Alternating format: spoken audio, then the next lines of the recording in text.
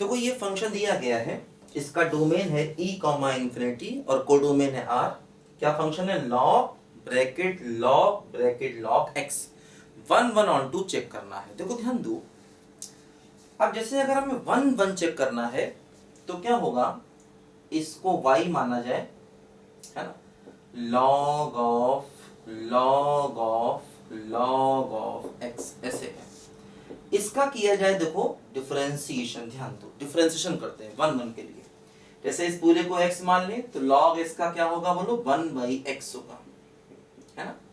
log इसका क्या होगा बोलो, इस पूरे को x मान लें तो log इसका 1/x, जिसे x माना उसे फिर से करें तो dy/dx of log of x। ध्यान दो तो क्या हुआ बोलो, 1/log ऑफ x। अब इसे x माने तो log इसका कितना होगा बोलो, 1/x हुआ, और जिसे x माना उसे फिर से करेंगे तो फिर 1/x। देखो ध्यान दो, अब जैसे x कहां से कहां तक दिया, x दिया है e से इंफिनिटी, है ना, तो log x क्या होगा, log अप्लाई करेंगे तो log e बेस e क्या हो जाएगा बोलो, 1 से लेकर के इंफिनिटी।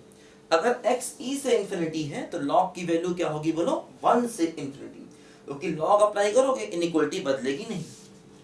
अब अगर हम देखो मतलब क्या हुआ यहां पर, ऐसे हम समझें कि देखो x तो पॉजिटिव था ही क्योंकि x दिया था e से इंफिनिटी, log x भी क्या हो गया 1 से इंफिनिटी। अगर हम एक log और लगाते हैं, log ऑफ x, तो देखो ये log 1 क्या हो जाएगा 0 और ये क्या हो जाएगा इंफिनिटी। तो मतलब देखो ये जो log ऑफ log x है ये भी क्या हो गया बोलो, पॉजिटिव हो गया। तो ये भी पॉजिटिव, ये भी पॉजिटिव, ये भी पॉजिटिव, मतलब हम कह सकते हैं कि हमारा जो डिफरेंशिएशन है वो पॉजिटिव हो गया, यानी हमारा जो फंक्शन है वो कैसा हो गया बोलो, फंक्शन कैसा हो गया बोलो, 1 1 फंक्शन हो गया। ध्यान दीजिए 1 1 फंक्शन हो गया।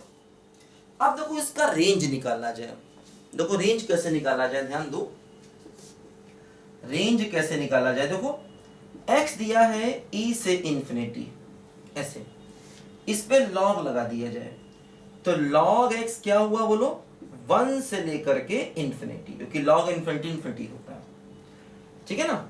x है देखो e से इंफिनिटी, log को लगा दिया गया।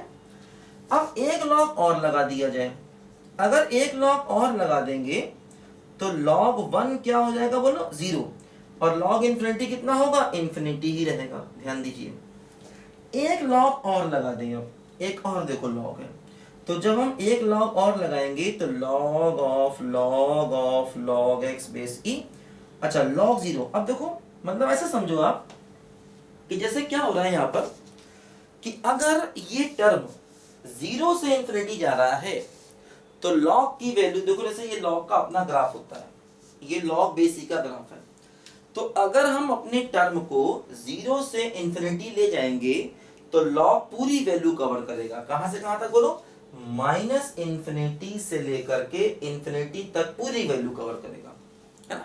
देखो जैसे x हुआ e से इंफिनिटी, log अप्लाई किया, क्योंकि log e बेस e कितना होता है 1, log e बेस e कितना हो जाएगा 1, तो इधर आ गया 1, log इंफिनिटी की वैल्यू इंफिनिटी, फिर log अप्लाई कर दिया तो log 1 कितना होता 0 से लेकर इंफिनिटी, फिर log अप्लाई करेंगे। जैसे मान लो ये टर्म जा रहा है 0 टू इंफिनिटी, तो जब आप log अप्लाई करोगे तो पूरी वैल्यू कहां से कहां जाएगी बोलो, माइनस इंफिनिटी से इंफिनिटी। देखो वही हो गया, तो मतलब फंक्शन का रेंज क्या हो गया बोलो, r के बराबर हो गया।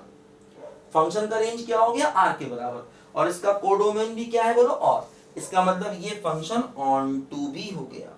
तो ये फंक्शन 1 1 भी हो गया और ये फंक्शन ऑन टू भी हो गया। ध्यान दीजिए, है ना, ये फंक्शन 1 1 एंड ऑन टू हो गया। लिखो सब बच्चे ध्यान से।